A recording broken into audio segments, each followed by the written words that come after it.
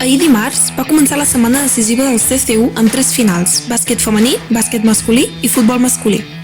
En els 3 casos van veure partits apassionants i els partits es van decantar per petits detalls. Començant pel bàsquet femení, els partits es van desenvolupar al pavelló de Palau i es van emetre en directe per televisió a través de Xalo. A la final es van enfrontar la UAB contra la UB, deixant un marcador final de 48-61 a favor de les blamenques de la Universitat de Barcelona.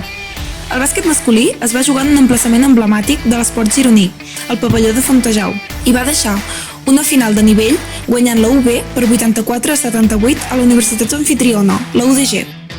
Finalment, les semifinals i final de futbol masculí es van jugar al camp de Torres de Palau i ens va deixar la final més igualada dels últims temps, amb un empat a 4 entre la UPF i la UBIC, a la finalització del temps reglamentari. Finalment, la loteria dels penals es va decantar a favor dels jugadors biguetans, jugant la tanda per un ajustat a 4-3.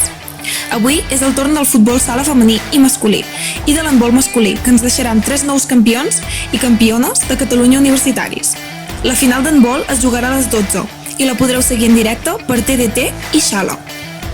Us convideu a que seguiu la competició a través de les xarxes socials dels Campionats de Catalunya universitaris o a través de la web esportuniversitari.cat.